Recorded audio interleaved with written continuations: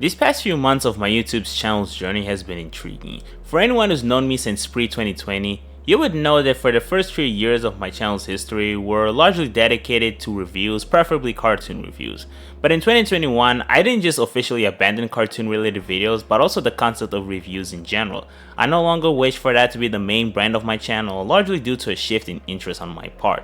Because of this, if you watch the past several videos I uploaded on my channel, it's very easy to get the impression that it's kind of like a gaming channel. Now, whether or not that's the first impression you have of my channel when you first view my library is not something that particularly interests me.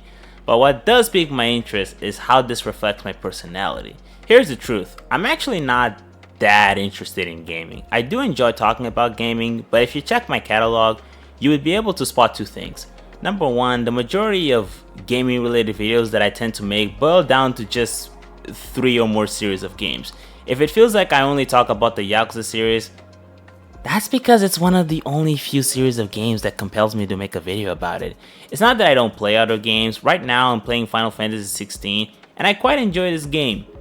Spoiler alert, I'm never gonna make a video about this game. I might make a video about Storm Connections because that's another series of games that I consistently talk about. But you know, a while back I bought Red Dead Redemption 1 and 2 and I intend on playing them when I find the time.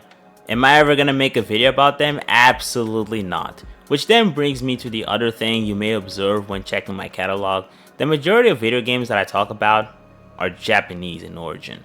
Now I will say this, there is one non-Japanese series of games that I might make a video on in the future because they're very important to my childhood, but I'm not 100% sure how committed I am. Regardless, I think the fact that I largely make videos about Japanese games, especially ones that are typically anime style, not exclusively, but it is the tendency, it's indicative of the position that I'm currently in as far as my interests. In fact, if you want me to be completely honest, I'm kind of worn out of the current gaming landscape, but I don't want to mix up different rants in this one video. The truth is, for a little while, I've actually been feeling something similar to how I used to feel back in 2018 and 2019, in which I was making cartoon related videos even though the majority of what I watched and looked up to was actually anime. It's this feeling of dissociation that I've had for a while where I feel like my videos don't fully represent my true interests.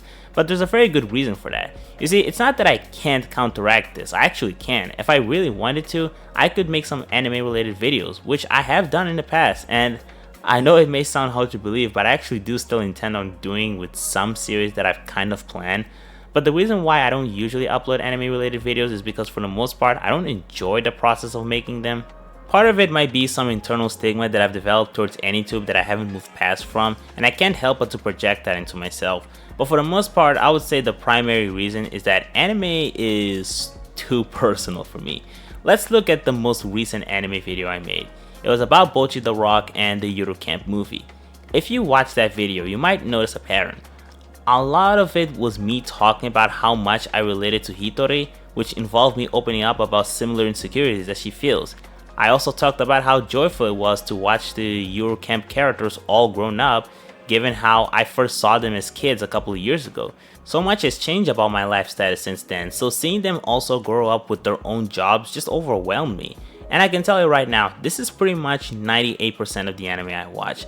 If I had to make a video about every anime, especially the one that tends to stick on my mind for a long time, it would largely boil down to me talking about how I connect to it on a personal level.